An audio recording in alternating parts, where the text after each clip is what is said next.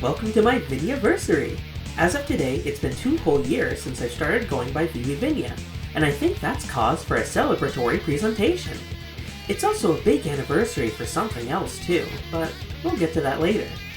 As you just saw now, Venom SST's Definitive Edition has been completed, and they even got Redwood Forest as a new home stage. For some history, the Cruis'n games were originally a trilogy of arcade games produced in the mid-90s, as an unlikely collaboration between Nintendo and Midway. Yes, the same Midway that made the Mortal Kombat series. Cruis'n USA would introduce us to the zany racing road trip style the series was made iconic for. Then Cruis'n World would redefine the gameplay itself into something more advanced, stylish, and equally as goofy, which would carry on throughout the rest of the series' identity. The final game in the trilogy, Cruis'n Exotica, would specialize in far more intricate and flashy racing courses. Then, in 2017, the 4th arcade Cruis'n experience would arrive in Cruis'n Blast, developed largely by the same team behind the original games, now under Raw Thrills, and would bring new boosting mechanics to this modern take on the classic Cruis'n gameplay. The content brought to Rivals takes after the first 2 games primarily. The Redwood Forest stage and Trophy Girl Buddy are taken from USA, while Venom SST and the Sardine Extreme Buddy are cars from World, with most of the fighters' moveset being lifted from various tricks and mechanics from World as well.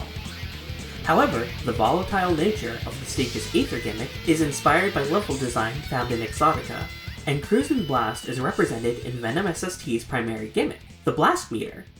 Speaking of, let's discuss Venom SST's changes coming into their definitive update. Aside from the total resprite of all their actions, nearly all of their moves have been modified to some extent in terms of damage, knockback, hitbox positions, and frame data. Due to this rebalancing, it might be easier as a player to think of them as a new fighter with familiar attributes. More substantially, they have a few new moves as well. Jab was changed into a swift, close-range pop-up tool. Neutral special and forward special have swapped places, so now you won't have to be reverse blast to consistently recover safely with it. Blast has also been modified to be less of a guaranteed KO move, and more of a safe recovery tool and means of dishing out heavy damage. Additionally, Venom SST has a new conditional special move that comes at the cost of some Blast Meter. By holding special towards the end of all their strong attacks, they can cancel out the move early with a small hop, and totally bypass the otherwise guaranteed free fall that comes after. You can also enter this action after landing a hit with forward special and pressing jump. Safe to say, this increases Venom SST's movement options quite a bit, but make sure you have at least one full blast segment before attempting one. Of course, a fighter of mine wouldn't be complete without a brand new intro. Now let's talk briefly about the entirely new stage from Cruis'n USA, Redwood Forest. In the original game, the Redwood Forest was a tricky trap that had a difficulty spike, so I imagine it's a familiar location for many players. You can even find the exact spot this stage takes place in on the level. It's right before the forest exit. After retiring from Venom SST's jab, Beefcake Boy returns to cheer on the fight, alongside one of the finish line girls. The main gimmick of the stage comes from the timer that one of them holds. Once it counts down to 0, they swap the timer and platform, while the 4 original Cruis'n USA cars race by to reset the time. On the Aether version, one of the drivers swerves into a tree, knocking it straight up to any fighter unfortunate enough to get in its path. You can delay the inevitable and cause the platform to change location by KOing an opponent to score a checkpoint. Naturally, this stage incentivizes a quick and perhaps reckless playstyle, just like the original games. As for the song selection, not only are there 3 classic tracks from the 90s trilogy to pick from, but my friend Exclaim made a remix of the ever-iconic House Special from Cruis'n USA. It turned out excellently, and I'm grateful I get to debut it here. Speaking of very helpful and talented friends, many of the sound effects used in these mods were actually ripped from the source game by Huponia. It's been so long now, I wonder if she even remembers that. She also made the music selection code that's implemented into all my stages, so I owe her a special thanks for how much she's helped the quality of all my stage content. All of the Cruis'n content can be downloaded through the Cruise the World bundle, linked in the description right now.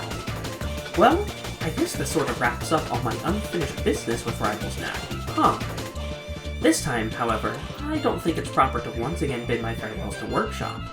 It seems lately I'm just never entirely sure what I'll get into next. So, please stand by for the unexpected. Well, maybe you'd expect this. Happy 10th anniversary, FanPro! I chose this date 2 years ago so that my own anniversary would line up with the art community project that frequent viewers of my presentations will come to know and love by now. It's quite a momentous occasion, a 10-year anniversary. I have something I'd like to announce to celebrate this anniversary as well. You may remember a few years back my presentation about Miss Maribel's origins as a ComProject design, the sister project to FanPro that I helped run until we quietly put it to the side.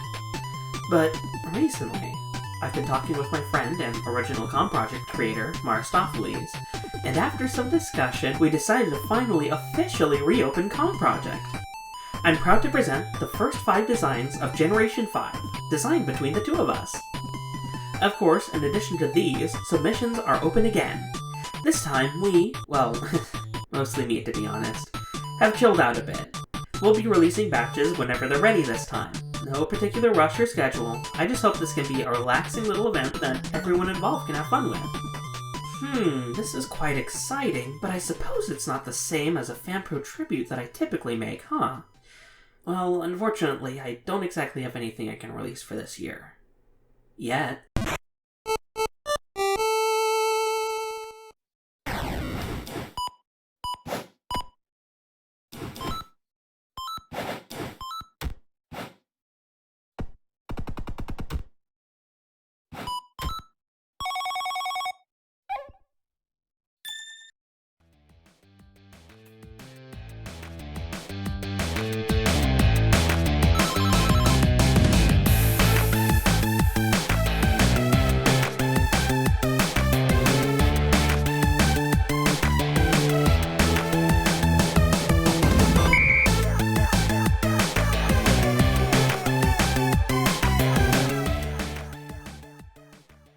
Surprise!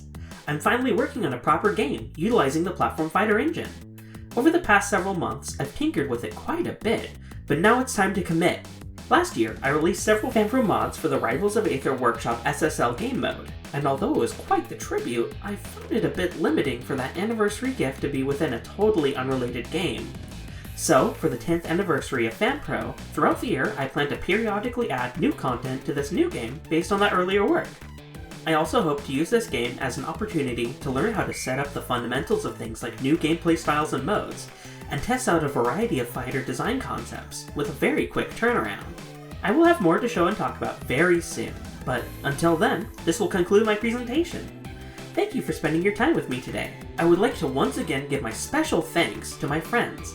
Exclaim for making such exciting music that appeared in both trailers today, Puponia for her contributions that raised the quality of my Rivals' works exponentially, and Marisofeles for his shared passion that's helping bring ComProject back to life. I hope you enjoyed the new Cruis'n stage and fighter update, and look forward to this new FanPro game. Until next time, I wish that you have fun. Goodbye!